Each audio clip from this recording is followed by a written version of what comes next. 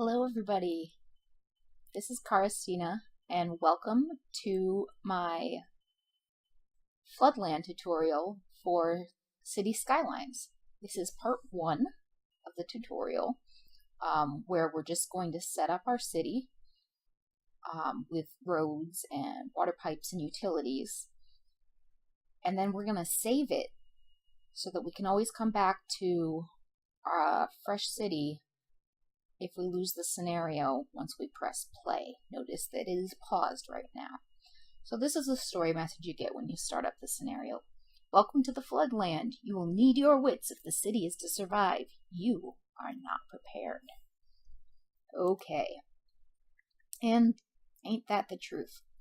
If you look at our starting city tile here, it's this nice big open plain, but there's this dry riverbed here where you can see it's not so dry over here to the west.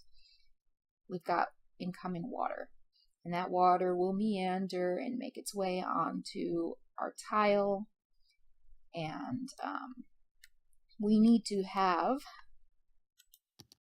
let's take a look at our goals here. To win the game, we have to survive for 240 weeks without owning 5 city tiles, so the maximum number of city tiles we can have is 4. We can't end up with 0 money, or less than 0 money, and if you've played the game for 15 weeks and you still don't have any residents, or if you have residents and then they all die because they drown in the flood, then you lose. So what you have to do is unlock new tiles, which the first one you unlock is at a population of 950, which will be our goal for part 2 of this tutorial. Right now, though, we're just going to set up our city. Now, we have this little highway connection here.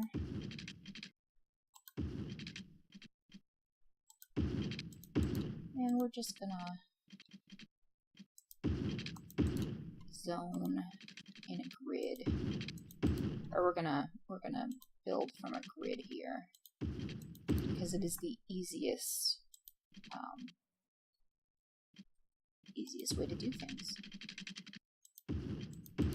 And we want to have as many road connections as possible, because once the flooding starts, it gets a lot trickier for citizens to move about. And make sure I get this right, because I've been trying to do this tutorial with a different setup and it just was not working. So I had to go back and look at some of my previous games where I did win this scenario, and this is how I have to do it. Okay, so we've got, we can even start building over here. I think that might be something that we're going to do. Okay, now we have to have electricity, which we are going to use wind power, because 1, it's cheap, and 2, you don't need much in the very beginning of the game. And then you need to have both water and sewer. And since we don't actually have water in our tile right now, you have to go with the water tower because there's no water to pump.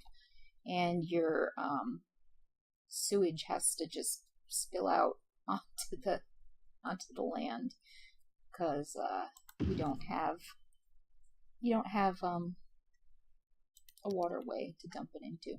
So the easiest way of doing this and the fewest water pipes necessary to be built,